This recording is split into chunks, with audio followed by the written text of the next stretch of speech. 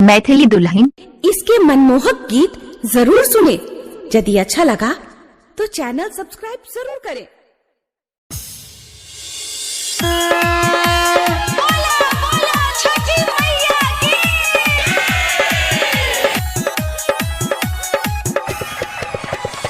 अखन अहाँ सब सुन रहल छी खुटौना से मैथिली म्यूजिक के शानदार प्रस्तुति डीजे गुड्डू राज मधुबनी। हम छठी घाटे जेबै सुनु दौड़ा ल के माथे। हम छठी घाटे जेबै सुनु दौड़ा ल के माथे। हमर नबू की भौजी एहि बेर संगे जेतै छठी घाटे। हमर नबू की भौजी एहि बेर संगे जेतै छठी घाटे। हम छठी घाटे जेबै सुनु दौड़ा ल के माथे। हम छठी घाटे जेबै सुनु दौड़ा ल के माथे। हमर नबू की भौजी एहि बेर संगे जेतै छठी घाटे। हमर नबू की भौजी एहि बेर संगे जेतै छठी घाटे। छठी घाटे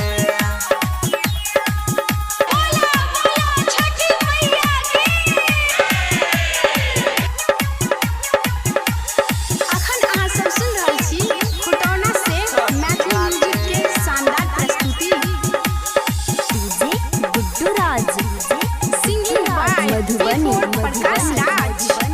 छठी मैया से करबै जाके हमनी होरा। छठी मैया से करबै जाके हमनी होरा।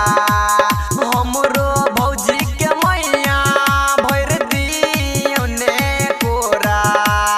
हमरो भौजी के मैया भरि दियौने कोरा। पानि में खड़ा हम हेबै देखियौ नारियल ल के हाथे। पानि में खड़ा हम हेबै देखियौ नारियल ल के हाथे। हमर नबू की भौजी एहि बेर संगे जेतै छठी घाटे। हमर नबू की भौजी एहि बेर संगे जेतै छठी घाटे। छठी घाटे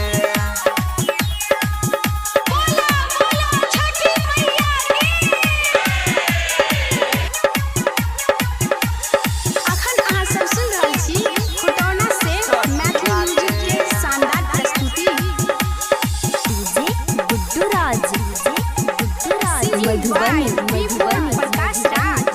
मार्केट से हम लौबै भौजी ले नया साड़ी। मार्केट से हम लौबै भौजी ले नया साड़ी। छठी मैया के दया से पाँव हेतै भारी। छठी मैया के कृपा से पाँव हेतै भारी। प्रकाश राज एलै गमल के भौजी के साथे। सुधीर सुमन एलै गमल के भौजी के साथे।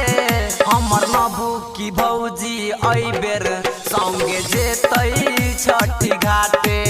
हमर नबू की भौजी एहि बेर संगे जेतै छठी घाटे।